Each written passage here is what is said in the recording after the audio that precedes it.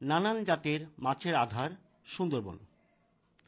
সুন্দরবন ঘেঁষা জনপদে স্থানীয় মাছের বাজারগুলোতে এই যেসব মাছ আপনারা দেখছেন তা সবই সুন্দরবনের বিভিন্ন নদী খালের।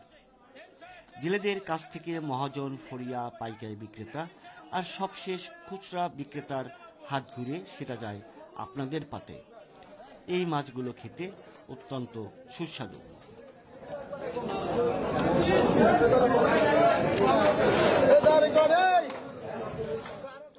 সুন্দরবনের নদী খাল থেকে কিভাবে জেলেরা এসব মাছ ধরে আজ দেখাবো সেই সব ছবি।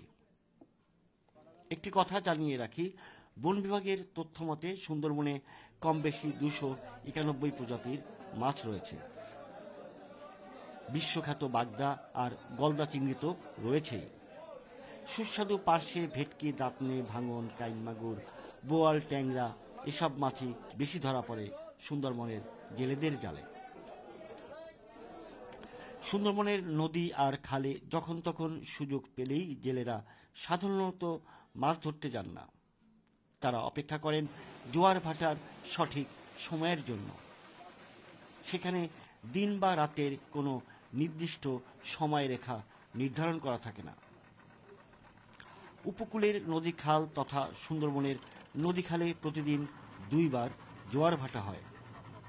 ভাটার একেবারে শেষ সময়ে নদীর পানি যখন জঙ্গলের ঢালের একেবারেই নিচে, তখন জেলেরা খুঁটে পুঁতে তার সাথে মাটিতে এভাবেই জাল পেতে রাখে। এগুলোকে বলে চরপাটা বা খালপাটা।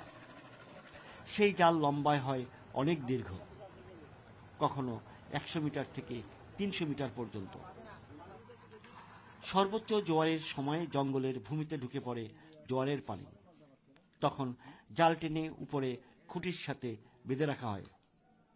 জেলেরা অপেক্ষা করেন ফের ভাটার শেষ সময়টির জন্য।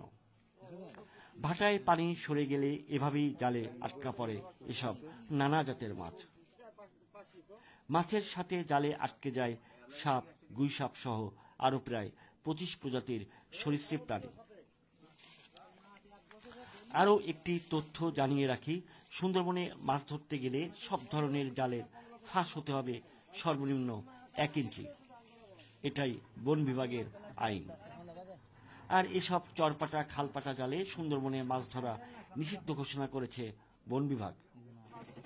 তবে সেই বিধিবিধান মেনে চলতে দেখা যায় খুব কম জেলেদেরকে।